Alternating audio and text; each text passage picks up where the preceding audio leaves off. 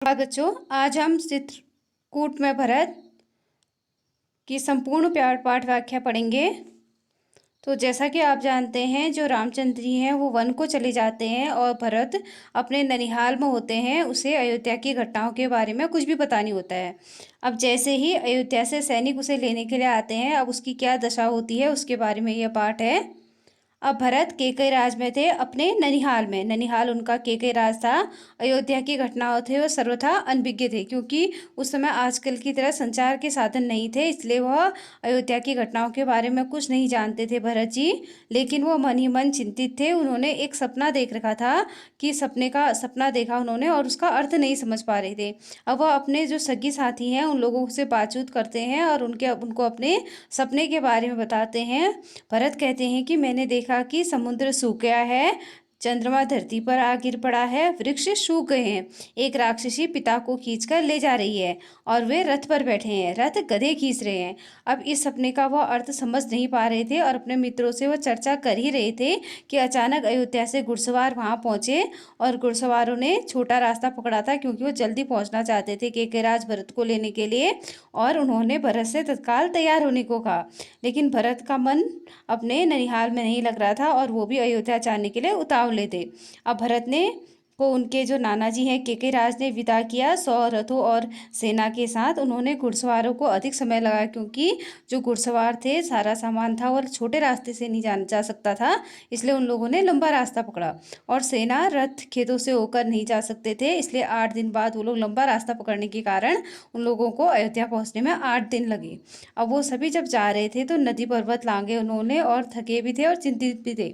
अब जो भरत है उन्होंने दूर से अयोध्या नगरी को देखा तो उन्हें वहां पे कुछ भी सामान्य नहीं लग रहा था। सब कुछ अलग अलग लग रहा था, बदला बदला लग रहा था और अनिष्ट की आशंका भी उनके मन में गहरी छाई थी।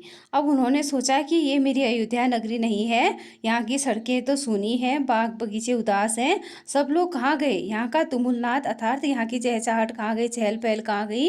पक्षी भी कलरव नहीं कर रहे हैं, अर्थात आवाज़ नहीं कर रहे हैं। इतनी चुप्पी क्यों है? अब भरत के प्रश्नों का उत्तर कोई भी नहीं दे रहा था। अब नगर में पहुंचते ही भरत सीधे राजमहल में गए, महाराज दशरथ के प्रासाद की ओर। तो प्रासाद का अर्थ होता है महल की ओर गए। वहाँ वो महाराज वहां नहीं थे, वे केकई के महल की ओर बढ़े। माँ ने आगे बढ़कर पुत्र को गले लगाया केकई ने, परंतु भरत की आंखें तो अपने पिता को ढूंढ रही थी। उन्होंने माँ से पूछा कि पिता कहाँ हैं? तो माँ ने उत्तर दिया, पुत्र तुम्हारे पिता चले गए हैं। अब जो केकई है बड़े ही उसने करुण स्वर में कहा कि जहाँ सबको एक दिन जाना होता है वहाँ तुम्हारे पिता चले गए हैं, अर्थात उनका निधन हो गया है। अब भरत यह सुनते ही शोक में डूब जाते हैं। उनको बहुत ही बुरा लगता है और वो पछाड़ खाकर गिर जाते हैं तथा विलाप करने लगते हैं, रोने लगते हैं। और माँ केकई उनको उठाती है और ढांढस बंधाती है और कहती है कि उठो पुत्र, यशस्वी कुमार शोक नहीं करते, तुम बहुत ज़्यादा बलशाली हो, यशस्वी हो, इसलिए तुम शोक मत करो। तुम्हारा दुखी होना उचित नहीं है, ये राजा के गुणों के विरुद्ध है। अपने को संभालो, खुद को संभालो। एक राजा इस प्रकार दुख नहीं मना सकता है। राजा का खुद का अधिकार तो सब पर होता है, क्योंकि सारी प्रजा का अधिकार होता है राजा पर, इसलिए राजा को स्वयं को मजबूत बनाना होता है। अब कैसे क्या हो गया? भरत ये मानकर चल रहे थे कि पिता राज्याभिषेक की तैयारियों में व्यस्त होंगे, सब कुछ उल्टा हो गया। अब भरत को कुछ भी पता नहीं था कि अयोध्या में क्या हुआ। अचानक जब उनको ये सब चीज़ें पता चलती हैं तो वो सोचते हैं कि क्या हो गया, ये मेरे अयोध्या नगर में पिताजी चले गए और राज्याभिषेक की तैयारी में पिताजी होंगे करके मैं सोच रहा था।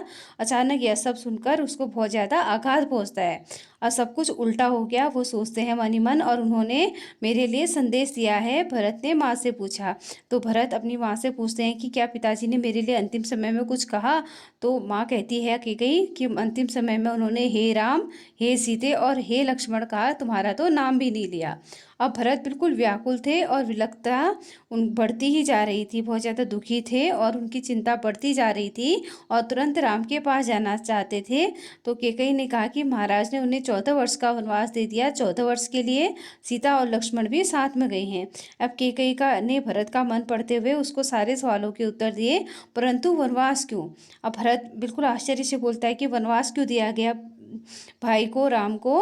उन्होंने क्या कोई अपराध किया था? तो राम ने कोई अपराध नहीं किया, महाराज ने उन्हें दंड भी नहीं दिया। ये केकई उनसे बोलती हैं इसके लिए महाराज दशरथ से मैंने ही प्रार्थना करी थी, क्योंकि ये तुम्हारे हित में था।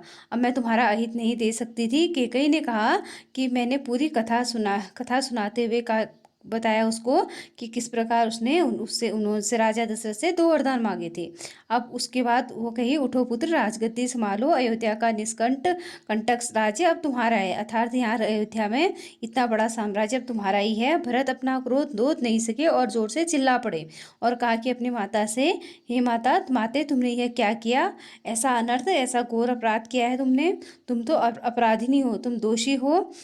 वन तुम्हें जाना चाहिए था, राम को नहीं। मेरे लिए तो ये राज अर्थहीन है। इस राज्य का मेरे लिए कोई अर्थ नहीं है, क्योंकि मैंने अपने पिता को खो दिया और भाई से बिछड़ गया। तो मुझे ऐसा राज्य बिल्कुल भी नहीं चाहिए। इस बीच मंत्रीगण और सभासद भी वहाँ पे आए, भरत से बोलते रहे कि तुमने पाप किया है माते। भरत बोलते रहे अपनी माँ से, लेकिन मंत्री और सभासद वहाँ पे आ गए थे। अब इतना साहस कहाँ से आया? तुम्हारी बुद्धि भ्रष्ट की। उल्टा पाठ किसने पढ़ाया तुम्हें? यह अपराध अक्षम्य है, क्षमा के योग्य नहीं है। मैं राजपद नहीं ग्रहण करूंगा। तुमने ऐसा सोचा कैसे? सभासदों की ओर मुड़ते हुए भरत ने हाथ जोड़कर कहा, आप भी सुने, मेरी माँ ने जो किया उसके लिए उसमें मेरा कोई हाथ नहीं है। सभी लोगों से कहता है भरत, क्षमा मांगते हुए सभासद और मंत्रियों से कि इसमें मेरा कोई हाथ नहीं है, ये सब माँ ने किया है। मैं राम की सौगंध खाकर कहता हूँ कि मैं उनके पास जाऊँगा और उनको मना कर लाऊंगा और प्रार्थना करूंगा कि वे गद्दी संभाले, मैं उनका दास बनकर रहूंगा। भरत बहुत उत्तेजित थे, बहुत ज़्यादा उत्तेजित हो गए थे वो, और स्वयं पर वो नियंत्रण नहीं रख पा रहे थे। बोलते बोलते उनकी सांस उखड़ने लगी और वो चकराकर धरती पर गिर पड़े। आज जब उनको उनको होश आई, सुध-बुध लौटी, उनके होश आए, तो उन्होंने कौशल्या महल की ओर दौड़े और लिपटकर बच्चों की तरह बिलखने लगे जोर जोर से, और वह कौशल्या माँ के चरणों में गिर पड़े। और कौशल्या माँ तो पहले से आहत थी, दुखी थी। उन्होंने भरत से कहा कि पुत्र, तुम्हारी मनोकामना पूरी हुई, तुम जो चाहते थे वो हो गया। राम अब जंगल में है, अयोध्या राज्य तुम्हारा है। मुझे बस एक ही दुख है कि कैकेयी ने राज्य लेने का ये जो तरीका अपनाया था वो अनुचित था, गलत था और निर्मम था बिल्कुल। तुम राज्य करो पुत्र, पर मुझ पर दया करो कि मुझे मेरे राम के पास भिजवा दो। अब भरत ने माता कौशल्या से क्षमा मांगी। ये सब बातें जब माता कौशल्या से उसे कही, तो भरत ने क्षमा मांगी और कहा कि मैं माँ कैकेयी के व्यवहार से मुझे बहुत ज़्यादा दुख है, मैं बहुत दुखी हूँ, मेरे को ग्लानि हो रही है। अब राम मेरे प्रिय अग्रज हैं, भाई हैं, बड़े हैं। मैं अहित उनके बारे में बुरा सोच भी नहीं सकता, और मैं निरपराध हूँ, मेरा इसमें कोई अपराध नहीं है। जो कुछ किया है माँ कैकेयी ने किया है।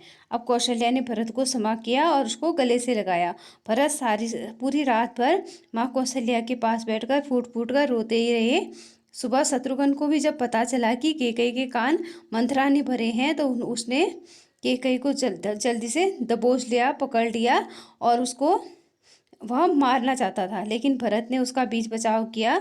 और जो मुनि वशिष्ठ हैं, उन्होंने अयोध्या का राज सिंहासन खाली नहीं रहना चाहिए, क्योंकि जो खाली राज सिंहासन होता है उसमें सारे जो दुश्मन राजा होते हैं उनकी नज़र होती है। इसलिए उन्होंने भरत से कहा कि तुम राजगद्दी संभालो। उसके बाद भरत ने महर्षि का आग्रह अस्वीकार कर दिया, क्योंकि वो राजा नहीं बनना चाहते थे। मुनिवर, अब राज्य राम का है, मैं वही इसके अधिकारी हैं। अब वह मुनि वशिष्ठ से कहते हैं कि राज्य राम का ही है, वो इसके अधिकारी हैं, मैं वन जाऊंगा और राम को वापस लेके आऊँगा। अब सभी लोग वन जाने को तैयार होते हैं। भरत के लिए भरत सबसे अपनी मन की बात कहता है, और सबकी इच्छा थी कि राम अयोध्या लौट आए। अगली सुबह भरत सभी मंत्रियों के साथ, सभासदों के साथ वन के लिए चलते हैं। गुरु वशिष्ठ भी उनके साथ चलते हैं, और नगरवासी भी, अयोध्या की चतुरंगी सेना भी वहाँ जाती है। अब राम जब गंगा पार चित्रकूट पहुँचते हैं, तो वहाँ एक आश्रम देखते हैं महर्षि भारद्वाज का। जो गंगा के पार आश्रम होता है, चित्रकूट आश्रम, वो महर्षि भारद्वाज का होता है। और गंगा यमुना के संगम पर राम आश्रम में नहीं चाहते थे, कि ताकि महर्षि को असुविधा हो। गंगा यमुना के संगम पर ही रहना चाहते थे। महर्षि ने उन्हें एक पहाड़ी दिखाई थी, सुंदर स्थान, सुरमय, और वहीं पर उन्होंने पर्णकुटी बनाई थी। अब भरत को सूचना मिल गई थी कि चित्रकूट आ गया है, क्योंकि राम ने चित्रकूट में एक पर्णकुटी बनाई है भरत जी के आश्रम से कुछ दूरी पर। और पूरे दल बल के साथ वो सेना चलने लगी, धूल उड़ने लगी चारों ओर। कोलाहल था। और जो सिंगवेरपुर गांव है वहां पहुंचे निषाद गुह ने सेना देखकर कुछ संदेह हुआ और राजमत में आकर भरत पर आक्रमण करने तो नहीं जा रहे, क्या भरत मेरे पे आक्रमण तो नहीं करने जा रहे, वो राजी के लोभ में आकर सही पता चला तो उन्होंने भरत की आह्वान की। जब उनको पता चला कि वो राम को लेने जा रहे हैं तो उन्होंने भरत का स्वागत किया और गंगा पार कराने के लिए देखते देखते 500 नावें जुटा दी। अब रास्ते में जब मुनि भारद्वाज का आश्रम पड़ा तो उन्होंने भरत को राम का समाचार दिया, वह मार्ग दिखाया जहाँ से राम गए थे। अब एक पहाड़ी दिखाई, राम ने चित्रकूट बनाई थी और अयोध्या वासियों ने रात आश्रम में ही बिताई थी और इस शोक संतोष के साथ कि राम अब दूर नहीं है। अब आगे जब वो लोग चले दूसरे दिन तो घना जंगल था, सेना चली, वन में खलबली मच गई। अब जानवर इधर उधर भागने लगे क्योंकि सेना आ रही थी उतनी बड़ी और पक्षी भी अपना बसेरा छोड़कर जा रहे थे। अब जो छोटी वनस्पति है सेना ने अपने पांव तले कुचल दी, छोटे छोटे जो पेड़ पौधे थे, क्योंकि उतनी बड़ी सेना आ रही थी और वृक्ष भी थरथरा उठे थे। राम सीता पर्णकुटी में थे, लक्ष्मण उनका पहरा दे रहे थे। कोलाहल उन्होंने भी सुना, वे एक ऊंचे पेड़ पर चढ़ गए देखने के लिए कि आखिर क्या हो रहा है। लक्ष्मण ने तो लक्ष्मण ने देखा कि विराट सेना आ रही है, सेना का ध्वज जाना पहचाना है, वो ध्वज पहचान गए कि वह सेना अयोध्या की है। अब वह उत्तर की ओर से आगे बढ़े हैं। लक्ष्मण से पेड़ से ही चीख कर कहा, भैया भरत सेना के साथ इधर आ रहे हैं, लगता है वह हमें मार डालना चाहते हैं ताकि वह एक छत्र राज कर सके। राम कुटी से बाहर आए और उन्होंने लक्ष्मण को सराया, समझाया कि भरत ऐसा नहीं कर सकता, वह हमसे मिलने के लिए आ रहा है, भेंट करने के लिए आ रहा है। अब भेंट के लिए सेना के साथ आने का क्या औचित्य, दो भाइयों के मिलन में सेना का क्या काम। लक्ष्मण आश्वस्त नहीं थे, वो कुछ उनके मन में शंका थी। अब सेना पे आक्रमण करना चाहते थे लेकिन राम ने उनको रोक दिया कि तुम आक्रमण मत करो। अब कुछ समय के बाद जो राम लक्ष्मण को समझाते हैं कि जो वीर पुरुष होते हैं वो धैर्य का साथ कभी नहीं छोड़ते हैं, तुम प्रतीक्षा करो, इस प्रकार का उतावलापन ठीक नहीं है। अब उसके बाद भरत सेना पहाड़ी के नीचे रोक देते हैं और नगरवासियों को भी वहीं ठहरने के लिए कहते हैं और सारा जो कोलाहल होता है वह रुक जाता है। अब उनकी जगह पुनः वन नैसर्गिक शांति ने ले ली। भरत ने पहाड़ी को प्रणाम किया और शत्रुघ्न को साथ लेकर नंगे पांव वह पहाड़ी पर चढ़े। अब पाँव की गति अचानक बढ़ गई, भाई से मिलने की उनके उत्कंठा में वे प्रतीक्षा नहीं कर पा रहे थे। अब पहाड़ी पर दूर से उन्होंने एक छवि देखी, वह राम की थी। भरत को वह शिला पर बैठे थे, पास सीता लक्ष्मण भी बैठे थे। भरत उनके ओर दौड़ पड़े बहुत तेजी से और राम के चरणों में जाकर गिर पड़े और उनके मुंह से एक भी शब्द नहीं लिखा। शत्रुघ्न ने भी राम की चरण वंदना की, उनके पैर छुए, वे भी कुछ नहीं बोल पाए और दोनों को उठाकर राम ने गले लगाया। सबकी आंखों में आंसू थे। अब भरत जो थे वो सांस नहीं जुटा पा रहे थे बड़े भाई को यह सूचना देने के लिए कि पिता दशरथ नहीं रहे। एक दुखद समाचार है भ्राता, सिर्फ इतना बोले, बहुत कठिनाइयों से वह एक शब्द बोल पाए रहे थे कि पिता दशरथ नहीं रहे। आपके आने के छठे दिन ही उन्होंने दुख में प्राण त्याग दिए। अब राम सन्न हो गए, शोक में डूबे थे। राम को पता चला कि भरत के साथ केवल सेना नहीं आई है, नगरवासी आए हैं, गुरुजन आए हैं, माता आई है, केकई भी आई है।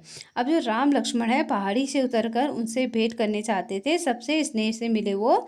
सीता को तपस्विनी के रूप में देखकर माताएं दुखी हो गई क्योंकि वहाँ उनके साथ केकई, कौशल्या और सुमित्रा माता आई थी।